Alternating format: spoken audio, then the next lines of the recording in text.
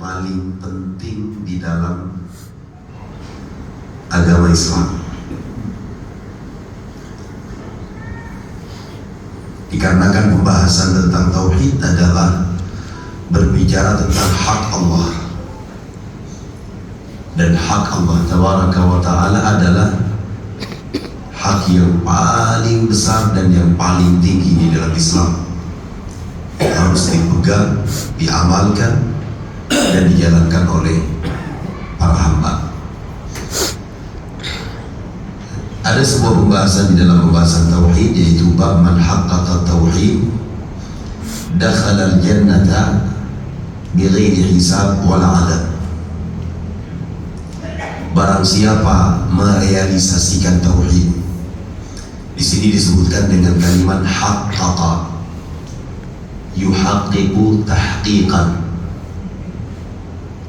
yang maknanya adalah barang siapa merealisasikan tauhid, mengamalkan tauhid dengan sebenar-benarnya, dakhala al-jannata bighairi hisab wal adab, maka orang ini akan masuk ke dalam surga tanpa melalui proses hisab.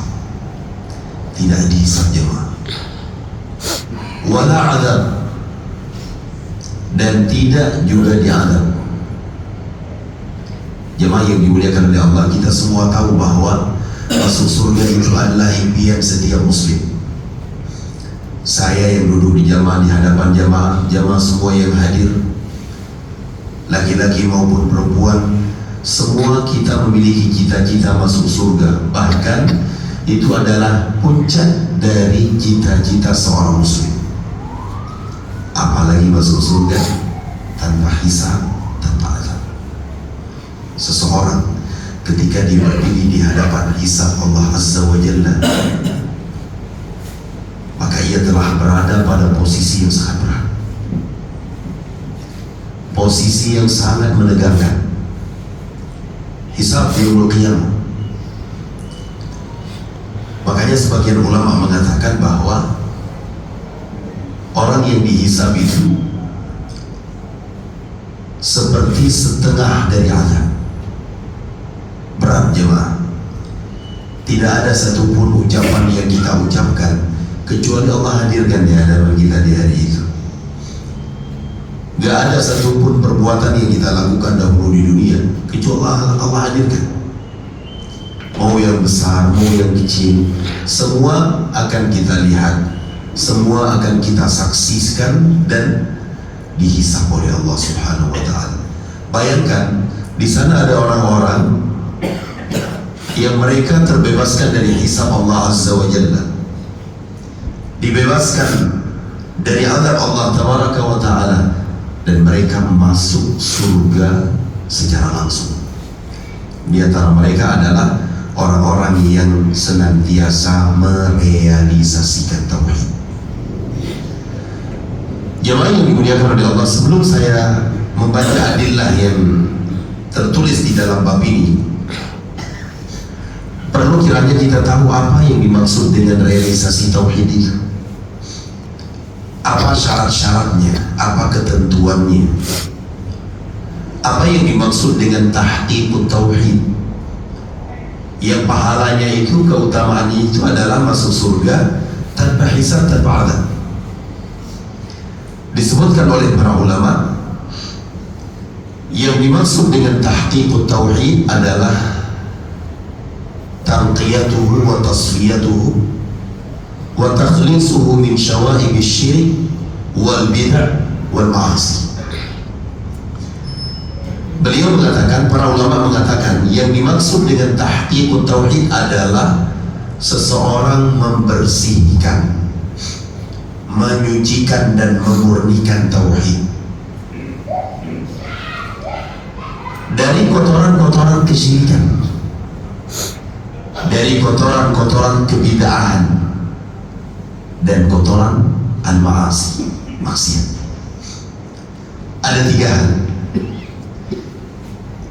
yang bisa kita petik dari definisi tahqiqut tauhid tadi. Tiga perkara jika dilakukan oleh seorang hamba, seseorang sudah merealisasikan tauhid. Yang pertama adalah tarkus syirik, saghirihi wa kabirihi, meninggalkan kesyirikan, menjauhi perbuatan syirik besar maupun kecil. Jamaah yang dimuliakan oleh Allah, ini butuh pengorbanan yang sangat luar biasa dari kita. Butuh pengorbanan. Pentingnya kita untuk menjaga diri kita, amalan kita dari kesyirikan, baik itu syirik besar ataupun syirik kecil. Terkadang ibadah kita ini terkandung di dalamnya riya, sum'ah. Kita beribadah ingin dipuji, di mana tidak akan pernah bisa terkumpul dalam satu hati tauhid wa riya, tidak akan bisa terkumpul, gak akan menyatu. Ibarat minyak dengan air. Ini yang pertama. Yang kedua, ijtinabul bid'ah kulliha, menjauhi kesyirikan secara menyeluruh. Afwan, menjauhi kebid'ahan secara menyeluruh. Sesuatu yang tidak ada bimbingannya dari Nabi, tidak ada dalil yang syar'i, dilakukan, diamalkan, diyakini, itu adalah bid'ah. Nah, seseorang baru dikatakan merealisasikan tauhid tatkala ia jauhi perkara ini semuanya. Kemudian yang ketiga adalah tarkudz dzunubi wal ma'asi. Ini lebih berat lagi jemaah. Meninggalkan dosa-dosa dan kemaksiatan. Berat sekali jemaah. Kita kalau mau jujur, setiap hari kita terjatuh ke dalam dosa. Setiap hari. Semoga jemaah yang dimuliakan oleh Allah, di akhir kehidupan kita, kita mati dalam keadaan dosa-dosa kita terampuni semuanya. Ya.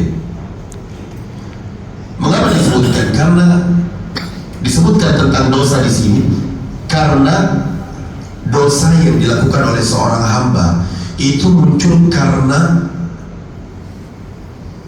disebabkan oleh hati yang sudah ternodai dengan penyakit. Apa penyakit yang menodai hati seseorang? Yaitu penyakit kurangnya mengagungkan Allah Tabaraka wa Ta'ala. Tidak ada seorang pun yang melakukan perbuatan dosa kecuali ia memiliki kekurangan di dalam mengagungkan Allah.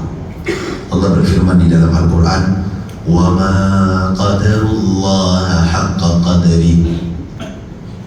Mereka kaum musyrikin itu tidak mengagungkan Allah dengan sebenar-benar pengagungan. Seandainya mereka mengagungkan Allah, seandainya mereka yakin Allah itu maha besar, maha agung, maha segala-galanya, ia tidak akan bermaksiat. Ketika hati kita ini ditimpa penyakit, lemahnya hati kita dari pengagungan kepada Allah Azza wa Jalla, terjadilah dari seorang hamba tersebut perbuatan ma'asi, dia berdosa. Maka dari itu jemaah yang dimuliakan oleh Allah, dijaga baik-baik hal yang seperti ini. Kita berusaha semaksimal mungkin, dan kita tahu bahwa diri kita ini tidak luput dari dosa, sehingga setiap kali kita terjatuh ke dalam dosa, mohonlah ampunan kepada Allah Azza wa Jalla. 3 syarat jemaah, baru dikatakan kita merealisasikan tauhid yang pahalanya, keutamaannya masuk surga tanpa hisab, tanpa azab. Yang pertama, menjauhi kesyirikan besar maupun kecil. Yang kedua, menjauhi kebid'ahan secara totalitas. Yang ketiga, meninggalkan perbuatan dosa dan maksiat, baru masuk surga tanpa hisab, tanpa azab. Saya akan bacakan beberapa adillah di dalam bab ini. Qala Allah Ta'ala, di sini beliau membawakan ayat yang pertama adalah ayat yang ada di dalam surah An-Nahl ayat 120. Allah berfirman, Inna Ibrahim kana ummatan qanitan lillah hanifan walam yakun minal musyrikin. Coba jemaah perhatikan ayat ini baik-baik. Ayat ini berbicara tentang kisah Ibrahim. Disebutkan tentang ciri-ciri Nabiullah Ibrahim, di mana Ibrahim memiliki 4 ciri. Keempat-empat hal yang akan kita sebutkan ini adalah bentuk dari realisasi beliau kepada tauhid. Allah mengatakan, Inna Ibrahim kana ummatan qanitan lillahi hanifan wa lam yakun minal musyrikin. Sesungguhnya Ibrahim alaihi salatu wassalam, beliau adalah seorang ummah, qudwah, teladan. Nanti kita akan detailkan. Qanitan lillah, selalu taat kepada Allah Azza wa Jalla, menjauhi perbuatan maasi. Hanifan, beliau adalah seorang yang hanif, yang ibadahnya selalu untuk Allah Azza wa Jalla dan menjauhi niatan untuk selain Allah. Walam yakun minal musyrikin, dan tidak pernah sekalipun beliau tergolong ke dalam orang-orang yang berbuat syirik. Jemaah yang dimuliakan oleh Allah, di dalam ayat yang barusan kita baca, Allah Azza wa Jalla menyebutkan 4 ciri Ibrahim alaihi salatu wassalam. Dan 4 ciri ini adalah bentuk realisasi beliau, pengamalan beliau terhadap tauhid. Kalau kita mampu mencontohinya, kita akan mendapatkan apa yang kita sebutkan tadi dari keutamaannya. Masuk surga tanpa hisab, tanpa adab. Yang pertama, beliau adalah ummah, yang maknanya adalah qudwah, teladan. Beliau adalah seorang imam, beliau adalah seorang muallim lil khair, selalu mengajak kepada kebaikan, mengajarkan kebaikan-kebaikan, memberikan contoh yang baik, memberikan teladan yang baik. Ini Ibrahim alaihi salatu wassalam. Di dalam kehidupan yang beliau lewati, beliau adalah orang yang dicontoh. Dan teladan Ibrahim itu banyak sekali jemaah, banyak sekali. Allah katakan di dalam Al-Quranul Karim, Qad kanat lakum uswatun hasanah fi Ibrahim walladzina ma'ah. Sungguh telah ada untuk kalian pada Ibrahim uswatun hasanah, suri teladan yang baik. Apa teladannya? Idh qalu liqaumihim, tatkala mereka mengatakan kepada kaumnya, innana bara'un mimma ta'budun, sesungguhnya kami berlepas diri dari apa yang kalian sembah. Ini di antara teladan Ibrahim alaihi salatu wassalam. Beliau adalah seorang teladan, beliau adalah seorang yang selalu mengajak kepada kebaikan. Ini yang dimaksud dengan kalimat ummah. Yang kedua, qanitan lillah. Apa maksud qanitan lillah? Dawamut ta'ah. Qanitan lillah itu adalah orang yang selalu taat kepada Allah, selalu mengedepankan ketaatan kepada Allah tabaraka wa ta'ala. Apapun yang beliau hadapi, ketaatan kepada Allah itu nomor 1. Ketaatan kepada Allah subhanahu wa ta'ala selalu di depan. Dan semua perkara yang bertentangan dengan ketaatan kepada Allah, beliau geser. Ya, tinggalkan. Kalau kita mampu melakukan hal ini jemaah yang dimuliakan oleh Allah, di dalam keseharian kita, ketika kita bekerja, ketika kita berbisnis, ketika kita mencari maisha, harus selalu kita kedepankan ketaatan kepada Allah tabaraka wa ta'ala. Harus kita melihat halal dan haramnya. Sebagaimana Ibrahim alaihi salatu wassalam, beliau selalu taat kepada Allah Azza wa Jalla. Bayangkan, di dalam urusan perintah menyembelih seorang anak, Ibrahim alaihi salatu wassalam, beliau tidak bermaksiat kepada Allah subhanahu wa ta'ala. Beliau lakukan. Oleh karena itu Allah mensifati beliau sebagai seorang nabi dan rasul yang qanit, yang selalu taat kepada Allah Jalla wa'ala. Yang ketiga, hanifan. Beliau adalah seorang yang hanif. Berkata Al-Imam Ibnul Qayyim rahimahullahu ta'ala, yang dimaksud dengan al-hanif adalah al-muqbilu ilallah, al-mu'alid an kulli masiwah. Seseorang di dalam ibadahnya itu, di dalam amalannya, selalu menuju kepada Allah subhanahu wa ta'ala. Selalu yang dia niatkan adalah untuk Allah tabaraka wa ta'ala, dan menjauhi segala sesuatu selain Allah. Segala sesuatu selain Allah, berpaling dari selain Allah subhanahu wa ta'ala. Ya, ini yang terkadang berat dan sangat-sangat sulit jemaah. Terkadang di dalam ibadah itu muncul dia ingin dipuji, ingin disanjung. Ada sebagian yang lainnya mereka beribadah tujuannya adalah dunia, ada, dan menimpa diri kita jemaah.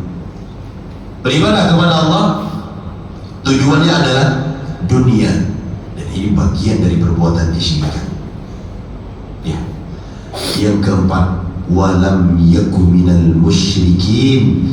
Beliau tidak pernah tergolong ke dalam orang-orang yang berbuat kesyirikan. Tidak pernah.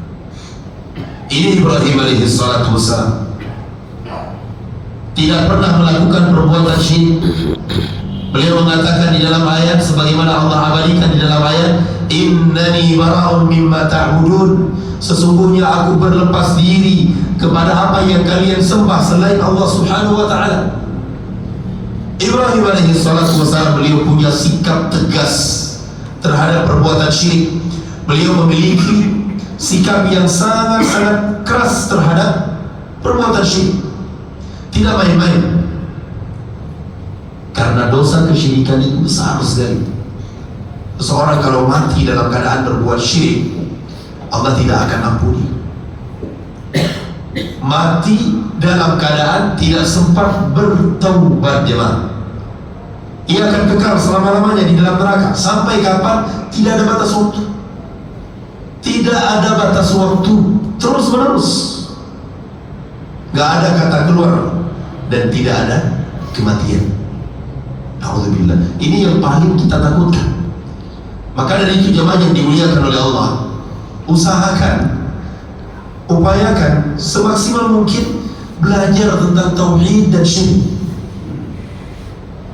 Karena yang namanya kesyirikan itu bentuk dan jenis-jenisnya sangat banyak sekali. Terkadang kita tanpa kita menyadari bahwa yang kita ucapkan itu bagian dari kesyirikan, yang kita kerjakan bagian dari kesyirikan.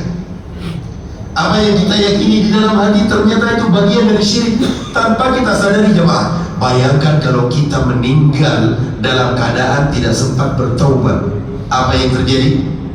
Kekal selama-lamanya. Tidak ada kata keluar. Azab yang paling ringan di dalam neraka adalah azab yang Allah timpakan kepada Abu Talib. Dipakaikan 2 sendal dari bara api neraka, kemudian mendidih otaknya. Itu yang paling ringan. Renungi saja, bayangkan saja bagaimana azab yang di atasnya ataupun yang di bawahnya, Alhamdulillah, kita berlindung kepada Allah Jalla wa'ala. Jadi jemaah yang dimuliakan oleh Allah, di sini Allah subhanahu wa ta'ala menyebutkan 4 ciri Ibrahim alaihi salatu wassalam. Keempat perkara ini adalah bagian dari realisasi beliau, pengamalan beliau terhadap tauhid. Karena beliau merealisasikan tauhid, nampak dari ciri-ciri beliau tersebut. Beliau adalah seorang qudwah yang selalu mengajarkan kebaikan. Beliau adalah orang yang selalu mengedepankan ketaatan kepada Allah Azza wa Jalla.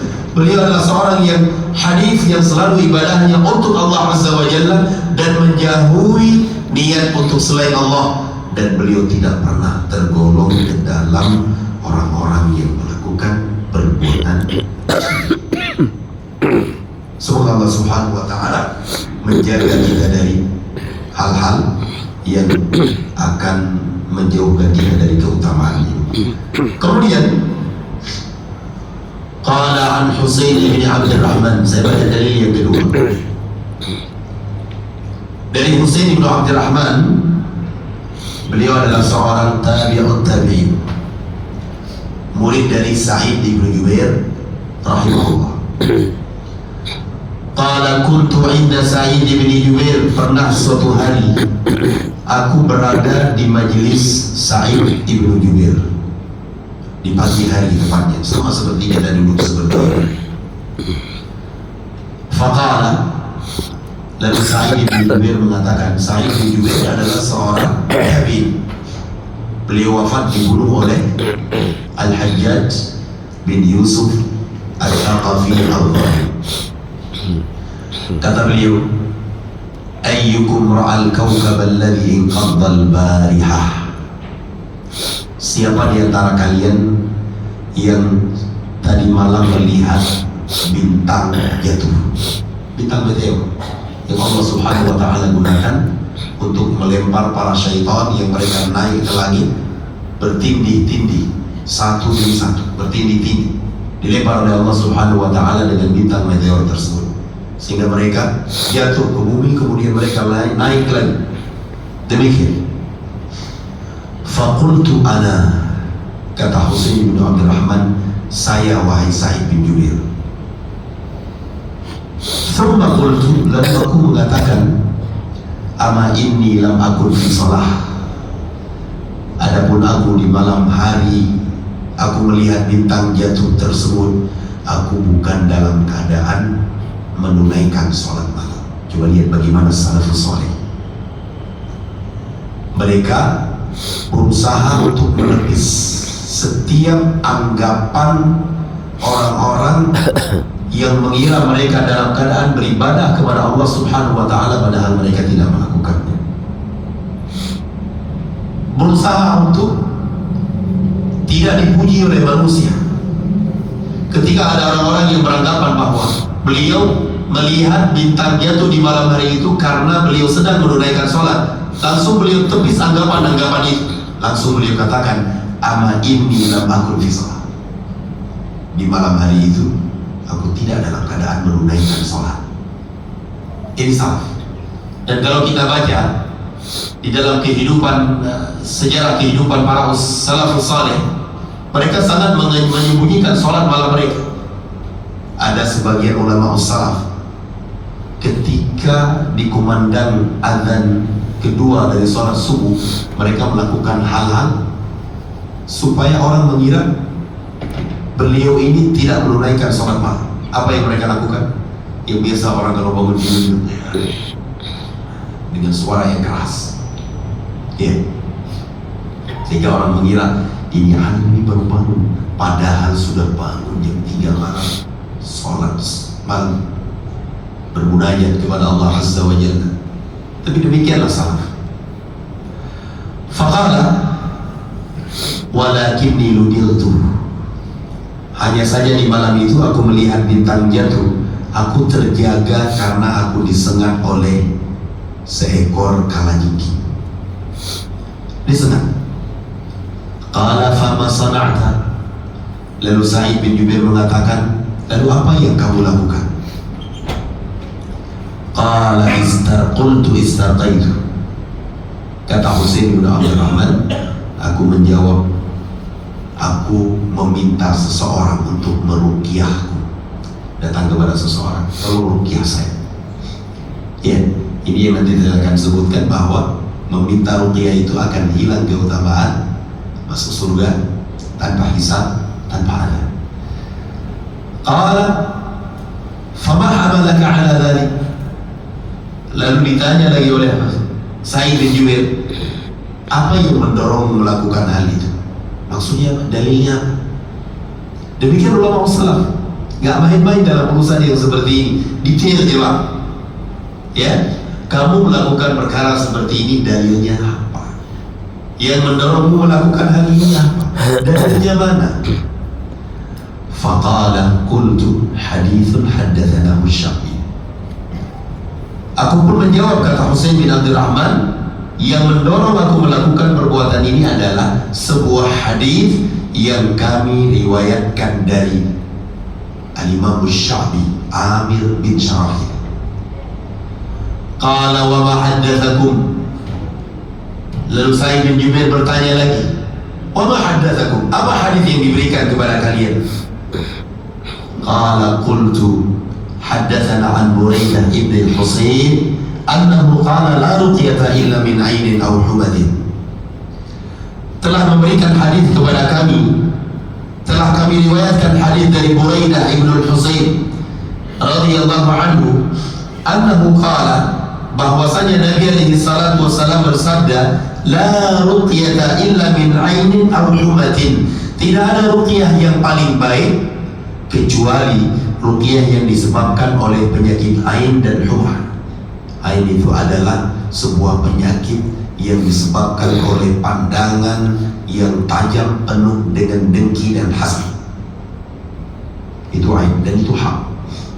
Jemaah, seseorang terkadang dia memiliki anak yang sehat luar biasa, masya Allah, tabarakallah, sehat anaknya. Dia bawa kepada seseorang, atau dia tampilkan, dia upload foto video anaknya di media, dilihat oleh seseorang dengan pandangan yang penuh hasad dan dengki. Bisa jadi anak itu jatuh sakit, dan itu hak. Ya, saya kasih sebuah kisah jemaah. Saya dulu ada teman di Yaman.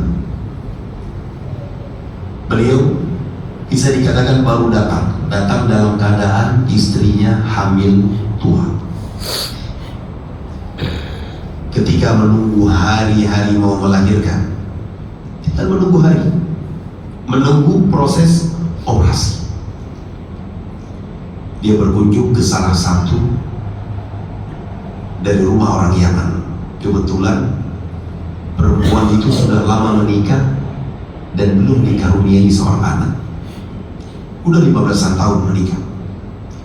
Datang istrinya dalam keadaan perutnya sangat besar, dengan bayinya yang masya Allah sehat. Dilihat sama perempuan tersebut dengan pandangan yang dengki, iri, hasad. Saya sudah lama menikah, saya belum punya anak. Lihat, terkena ain jemaah. Ya, pulang dari tempat itu gak bergerak bayinya, tidak bergerak, tidak ada gerakan. Biasanya kuat gerakannya di detik-detik mau melahirkan. Insya Allah kita semua tahu. Akhirnya 2 hari kemudian periksa, ternyata bayinya sudah meninggal dunia, kena ain. Hati-hati. Saya ingatkan di sini kepada diri saya pribadi dan juga kepada jemaah sekalian, hati-hati mengupload foto atau video anak di media. Hati-hati. Ya. Makanya kalau kita lihat di Jaziratul Arab, baik di Yaman ataupun di Mamlakah Arabia Saudiyah, atau kalau lihat ada mobil, ada orang beli mobil baru langsung ditulis di belakang di depan, masya Allah, tabarakallah. Ya, karena ini obatnya. Seseorang melihat sesuatu yang dia kagumi, hendaknya dia mengatakan masya Allah, tabarakallah, atau dia katakan masya Allah, Allahumma barik. Demikian. Kalau kita sayang kepada saudara kita, sayang kepada anak-anak saudara kita, ucapkan ucapan yang demikian. Makanya dahulu kita dapat ada orang-orang tua, kalau kita katakan anaknya masya Allah sehat sekali ya, langsung kena tepat. Jangan ngomong-ngomong seperti itu. Ya, gak ada masalah kita berbicara anak ini sehat, anak ini lucu, tidak ada masalah. Tapi iringi dengan masya Allah, tabarakallah, atau doakan keberkahan, Allahumma barik. Ini yang diajarkan di dalam Islam. Qala an-Nabi, la ruqyata illa min ainin aw humatin. Adapun humah adalah penyakit panas, demam karena disebabkan oleh sengatan hewan yang berbisa. Ya, hari ini panjang jemaah. Kalau nggak selesai di pertemuan hari ini, insya Allah kita lanjut di pertemuan yang akan datang. Faqala, lalu Sa'id bin Jubair mengatakan, walakin haddatsana Ibnu Abbas radhiyallahu anhu ma'anin Nabi sallallahu alaihi wasallam, akan tetapi Aku pernah meriwayatkan hadis. Abdullah bin Abbas meriwayatkan hadis kepada kami, karena Sa'id bin Jubair adalah muridnya Abdullah bin Abbas, dari Nabi sallallahu alaihi wasallam, annahu qala, tadi kita sampaikan jemaah bahwa Husain ibnu Abdurrahman beliau meminta seseorang untuk meruqyah. Nah sekarang Abdullah bin Abbas akan membawakan kepada kita hadis tentang tidak boleh ataupun lebih afdolnya seseorang tidak meminta untuk diruqyah. Kalau seseorang ingin meruqyah diri sendiri silahkan, tapi meminta ruqyah ini akan menghilangkan keutamaan masuk surga tanpa hisab, tanpa azab. Qala uridat alayya al-umam, Nabi alaihi salatu wasallam mengatakan, dinampakkan kepadaku, diperlihatkan kepadaku umat-umat seluruhnya. Dan kata ulama, hari ini terjadi pada malam Al-Mi'raj, ketika Nabi alaihi salatu wasallam dimi'rajkan ke langit. Diperlihatkan oleh Allah Azza wa Jalla, nanti di yaumul qiyamah akan terjadi seperti ini. Nabi alaihi salatu wasallam melihat, faraitun nabiyya wa ma'ahu rahtu, aku melihat ada seorang nabi yang pengikutnya adalah ar-rahd. Rahd itu adalah bilangan ataupun jumlah di atas 3, di bawah 10. Itu rahd namanya. Ini menunjukkan apa? Luasnya sastra bahasa Arab. Kalau orang Arab sudah mengatakan ra'aitur rahta, artinya apa? Saya lihat sekelompok manusia, jumlah mereka bisa jadi 4 orang, bisa jadi 5 orang, 6 orang, 7 orang, 8 orang, atau 9 orang, di bawah 10. Ya, ar-rahd. Bayangkan, ada seorang nabi, pengikutnya hanya beberapa orang saja. Luar biasa. Qala wa ra'aitun nabiyya wa ma'ahu ar-rajulu war-rajulani. Nabi mengatakan, ada seorang nabi yang aku lihat, bersamanya hanya 1-2 orang saja. 1-2 orang saja jemaah. Tidak banyak pengikutnya. Umatnya banyak, tapi pengikutnya hanya 2 orang. Faqala Nabi sallallahu alaihi wasallam, wa ra'aitun nabiyya wa laysa ma'ahu ahad. Aku melihat seorang nabi, gak ada seorang pun pengikutnya. Gak ada yang ikut. Nabi diturunkan wahyu oleh Allah Azza wa Jalla, tapi pengikutnya tidak ada. Apakah kita katakan nabi ini gagal di dalam berdakwah? Hah? Apakah kita katakan berarti nabi ini enggak jelas di dalam berdakwah, metodenya nggak paham, public speakingnya nggak bagus, kan begitu? Tidak demikian, karena ukuran sebuah kemenangan itu adalah ketika kita sudah menyampaikan. Sebuah kemenangan kita raih ketika sudah kita sampaikan, karena kewajiban atas kita adalah menyampaikan. Wa ma 'alaina illa al-balagh. Gak ada kewajiban atas kita kecuali menyampaikan. Urusan mereka terima atau tidak, urusan mereka menerimanya atau tidak, itu adalah hak Allah Azza wa Jalla. Kalau Allah Subhanahu wa ta'ala menghendaki, maka mereka akan menerimanya. Coba lihat, ada nabi pengikutnya hanya 1-2 orang, hanya 9 orang. Bahkan ada seorang nabi tidak ada seorang pun pengikut. Faqala,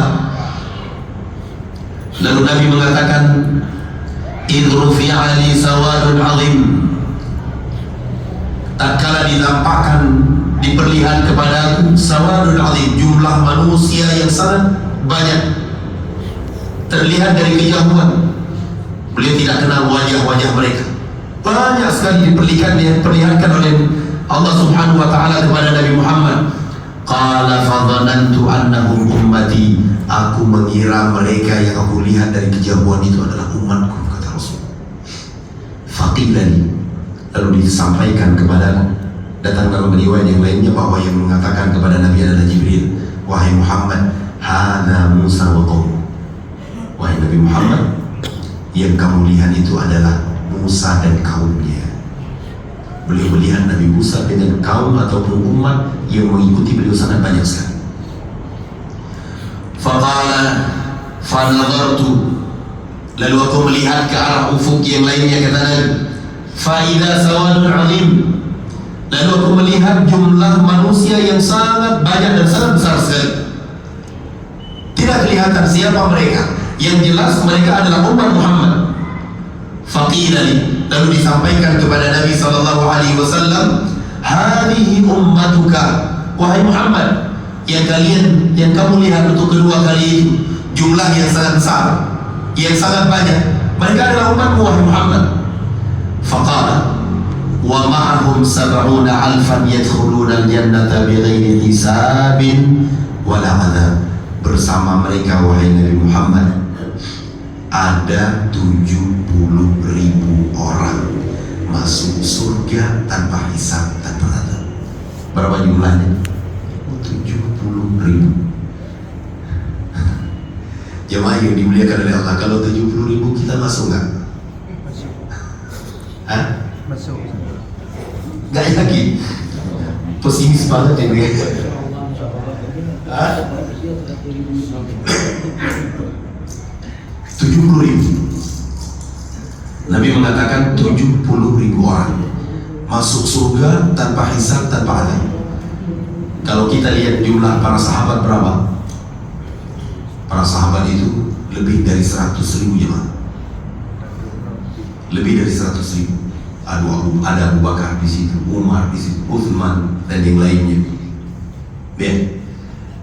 Mungkin kalau kita katakan seperti ini, sahabat aja jumlah seratusan ribu.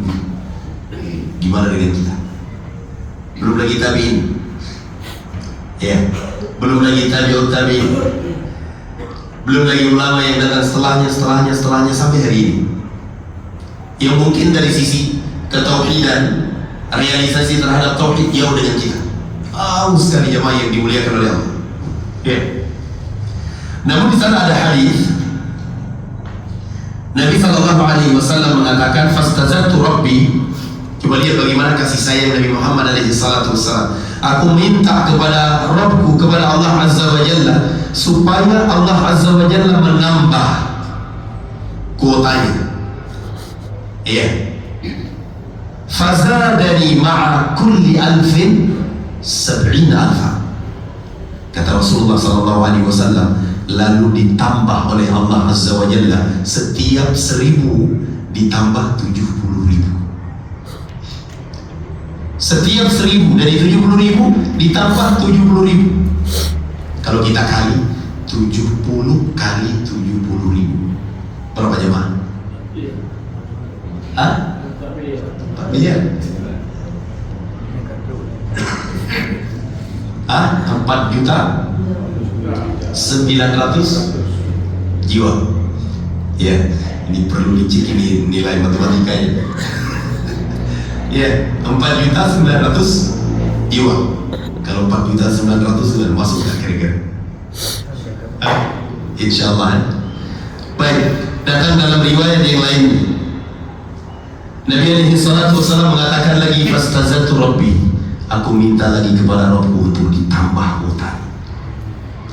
Fazadani ma'a kulli wahidin 70,000. Setiap satu orang dari 70.000 ditambah 70.000 lagi oleh Allah Subhanahu wa Ta'ala. Berapa? 70.000 kali 70.000. Berapa? 4.900.000 jiwa. Nah, ini sudah agak ada harapan. Peluangnya besar. Ya. Namun hadis yang ketiga ini lemah. Hadis yang ketiga saya sebutkan hadisnya lemah, tidak bisa dijadikan sandaran. Namun apapun itu jemaah yang dimuliakan oleh Allah, saya baca sedikit lagi dan penjelasannya di pertemuan yang akan datang insyaallah. Qala thumma nahara, setelah Nabi menyebutkan kisah ini kepada para sahabat, beliau berdiri dan beliau fadakhala manzilah, beliau masuk ke dalam rumahnya. Fakhala an-nas fi ulaika, lalu para sahabat berbincang-bincang tentang siapa 70.000 orang tersebut. Faqala Faqala ba'duhum, sebagian para sahabat ada yang mengatakan, ada yang beranggapan, fala'allahum alladhina sahibu Rasulullah, jangan-jangan sepertinya mereka adalah orang-orang yang setia menemani Nabi alaihi salatu wassalam dalam suka maupun duka. Wa qala ba'duhum, sebagian sahabat lagi ada yang mengatakan, fala'allahum alladhina wulidu fil Islam, mungkin mereka adalah orang-orang yang dilahirkan di dalam agama Islam, falam yusyriku billahi syai'an, dan tidak pernah menyekutukan Allah Subhanahu wa taala dengan sesuatu apapun. Wa dzakaru asya', mereka menyebutkan kemungkinan-kemungkinan yang sangat banyak, mungkin ini, mungkin itu. Faqala ja'alaihi man Rasulullah sallallahu alaihi wasallam, lalu Nabi alaihi salatu wasallam keluar menemui mereka, fa'akhbaruhu, mereka pun menceritakan kepada Rasul bahwa telah terjadi perbincangan di antara mereka tentang siapa mereka 70.000 orang tersebut. Faqala Nabi sallallahu alaihi wasallam, lalu Nabi menyebutkan mereka adalah humul ladzina la yastaghfirun, mereka adalah orang-orang yang tidak pernah meminta untuk diruqyah, itu pertama. Wala yaktawun, dan mereka tidak pernah meminta untuk dikai.